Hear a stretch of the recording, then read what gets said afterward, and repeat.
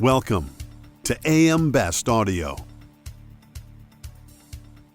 A new AM Best analysis reveals that funds held to back individual annuity policies now account for over 36% of the U.S. life annuity insurance segment's overall reserves, which is up from 32% just prior to the financial crisis of 2008.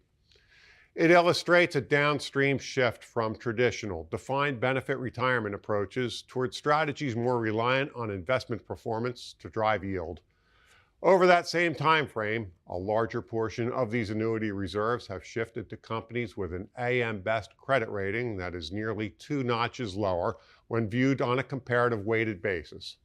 We're joined today by one of the authors of that report, Associate Director Jason Hopper. And Jason, can you explain what's driving the shift in reserves away from individual life policies and towards annuity products? Sure, thanks, John. So there are two major factors, I think, driving the industry towards annuities, right? Number one is the retirement of the baby boomer generation, right? You have significantly more people looking for retirement income as they approach and get to that age. The other thing over the last couple of years is the rising interest rate environment, right? Over the last decade, interest rates have been very low. Over the last few years, we have seen a rising rate environment, which has made annuity crediting rates more favorable, and that has helped to drive annuity growth over the last couple of years. And those two factors combined have helped aid the growth in annuity reserves at a much higher rate than life reserves. Customize your data experience. BestLink now offers an interactive company dashboard that provides company-level intelligence in a fast, user-friendly interface featuring interactive tables, charts, and Sparkline performance histories. Customize the dashboard tiles to prioritize the insurer ratings, data, and analytics that best support your workflow. AM Best. Our insight, your advantage. What types of companies are involved here, Jason, with respect to that shift in reserves?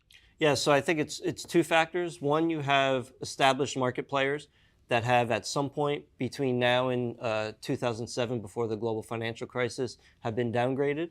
And the other prong would be companies that were not rated then, but we do rate now.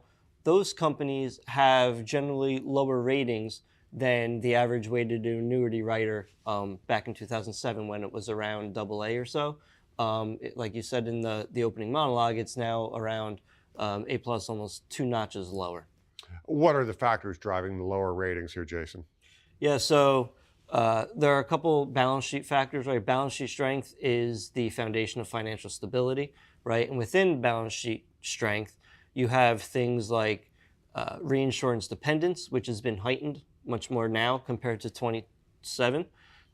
You have different reinsurance partners. You have a little bit more or less flexibility of the fungibility of capital.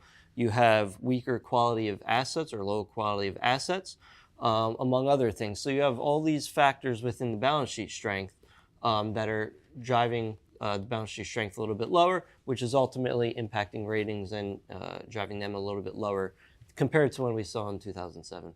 Thanks, Jason. Thanks, John. That was Associate Director Jason Hopper. You can find the full report online at ambest.com. For AM Best TV, I'm John Weber.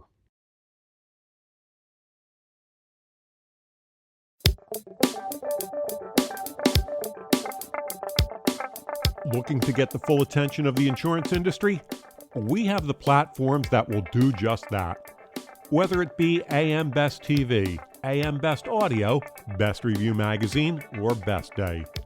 Find out more by calling AM Best Advertising Sales at 908-439-2200, extension 5399, and have a great day.